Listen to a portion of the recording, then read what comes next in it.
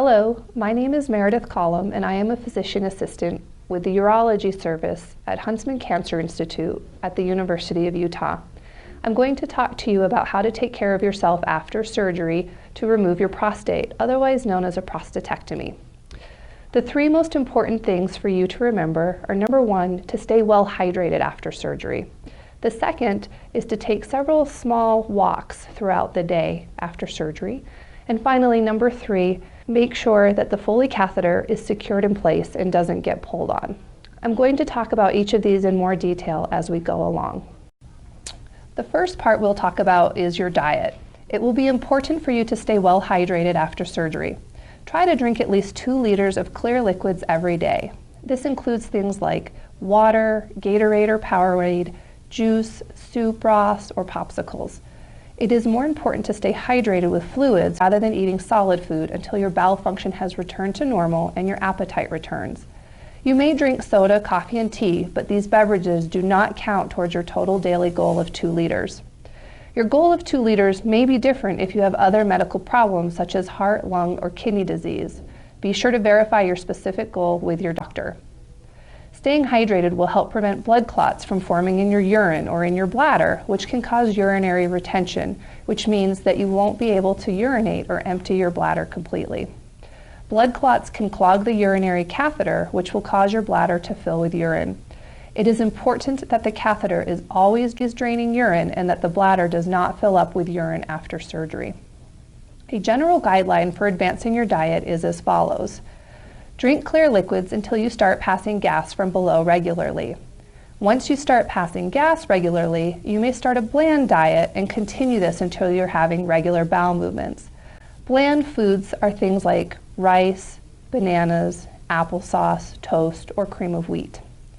Once you are having regular bowel movements, then you may advance to your normal diet. You want to save things that are animal proteins like dairy or meat products and raw vegetables to add to the last part of your diet. In regards to activity, you want to make sure that you don't do any strenuous activity. That's things like running, biking, hiking, jogging, mowing the lawn, or shoveling snow. You also do not want to lift more than 10 pounds, which is approximately the weight of a gallon of milk, for 6 weeks after surgery. You may not perform any straddle activities such as riding a motorcycle or bicycle, horseback riding, using a riding lawnmower until approved by your doctor. You may be told to refrain from sexual activity until follow-up with your physician. It is best not to drive a car until the Foley catheter has been removed so you don't accidentally pull the catheter out of your bladder. Walking and climbing stairs are okay. It is important that you take a short walk every hour that you are awake. Several small walks are more important than one big walk. For example, if you wake up at 8 a.m. and go to bed at 8 p.m., that's 12 hours that you are awake, so that's 12 walks that you should take throughout the day. An example of a short walk would be if you are in your living room watching television and you walk to your kitchen to get a drink or snack and then you walk back to the living room. For 3 to 4 months after surgery, if you travel long distances over an hour, for example in a car or an airplane, you want to be sure to stand up and walk around for a few minutes every 1 to 2 hours during the trip to help prevent blood clots from developing in your legs. Blood clots can travel to the lung vessels and that can cause death. Starting the second day after surgery, you may take a shower. You do not want to soak your incisions for 2 weeks after surgery, so that includes things like a bath, using a hot tub, or a swimming pool. In regards to your incisions and taking care of your surgical wounds, you may have some steri-strips, which are small paper bandages on top of your stitches, and those will fall off on their own over time. Do not pick them off if you have them over your incisions. Your stitches, or the sutures, are dissolvable and will go away on their own over time. The steri-strips on top help protect the stitches during the healing process. If you have any other bandages in place, you may remove them the second day after surgery. Do not place any ointment or cream on your incisions without talking to your provider first. Some separation of the skin edges of the wound can happen and is not of concern. The wound will still heal normally. There may be some redness around the wound edges, and this is also normal. Infections of these wounds are uncommon, but they can happen. If the redness spreads more than about a ½ inch from the wound edges, you need to contact your doctor. Some drainage of blood-tinged fluid is common for the first couple of days following surgery. Contact your doctor if the drainage lasts longer than 3 days after surgery, or if it becomes foul-smelling or looks like pus with redness and tenderness of the surrounding area. The Foley catheter should have a curl in it and should not be pulling from where it goes into your urethra and the bladder. The urethra is the tube that goes through the penis and connects to the bladder. This is called off tension. A leg strap or stat lock keeps the catheter in place so it doesn't get tugged on and pulled out.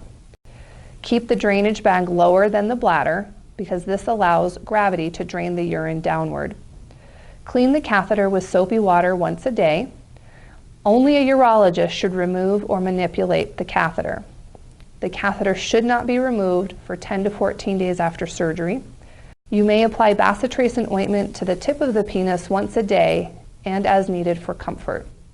If you're uncircumcised, you must always remember to put your foreskin in its original place so it is covering the head or the glands of your penis. You may go home with a surgical drain. You will want to keep a daily log of the fluid that comes out of the drain and bring that log to your next appointment so your doctor can determine if it's safe to remove the drain. Keep the drain from pulling directly from the skin. Again, this is off tension, by keeping it taped to your skin or clipped to your clothes with a safety pin. You may apply bacitracin to the drain insertion site once a day if you need to for comfort. You will go home with some medications after surgery. You can usually restart your normal home medications once you go home. Your doctor will let you know if there are any medications you should stop or not restart when you leave the hospital. Do not take sleeping medication such as Ambien or Trazodone or other narcotic pain medications with the pain medications you have been prescribed after surgery. The combination of all of these medications can cause excessive sleepiness, breathing problems, and even death.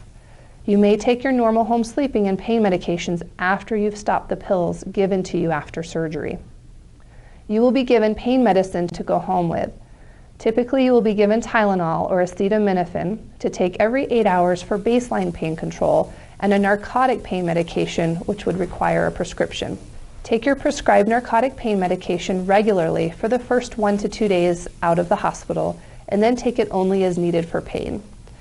After several days, you can start taking the pain medications less frequently until you are off of them completely. Typically, you'll continue the Tylenol as you decrease the narcotic pain medication. Once you've stopped the narcotic pain medication, you will decrease how much Tylenol you take until you are no longer needing it. You must be off narcotic medications before you can start driving again. Constipation after surgery can lead to bleeding and other complications.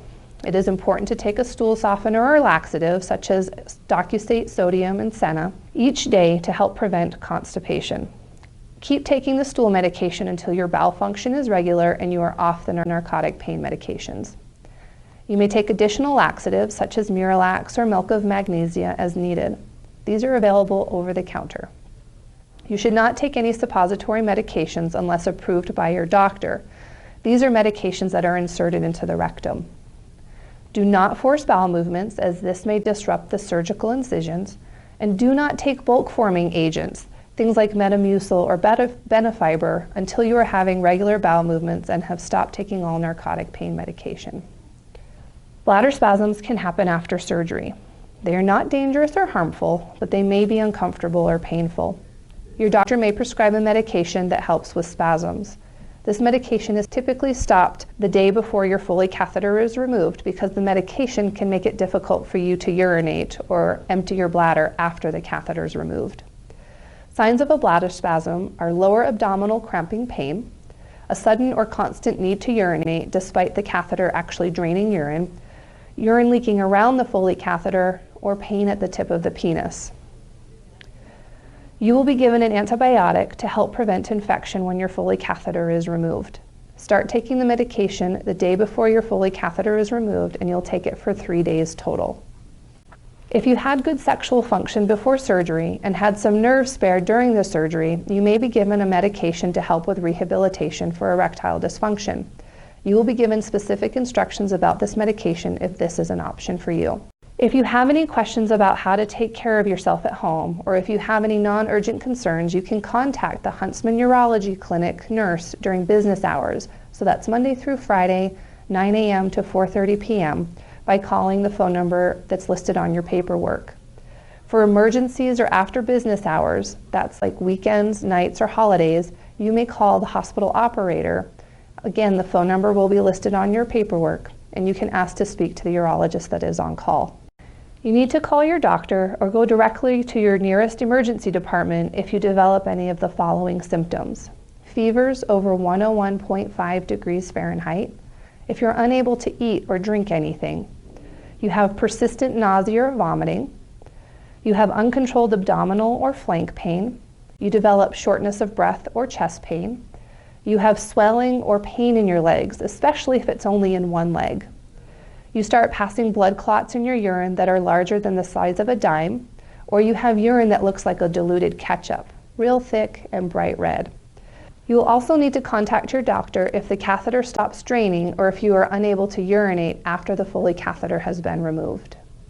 2 weeks after surgery, you will have your first follow-up appointment to have your wounds checked and to have the Foley catheter removed. You will also discuss your pathology results at this time with your doctor. 6 to 8 weeks after surgery will be your next appointment, and that is when you'll have a repeat checkup and a repeat PSA blood test. Please keep in mind that the instructions discussed in this video are general guidelines about care after surgery. Your doctor and medical team will have instructions that are more specific to you, your surgery, and your medical conditions. Thank you for taking the time to watch this video. I hope that it helps you better understand how to take care of yourself after surgery.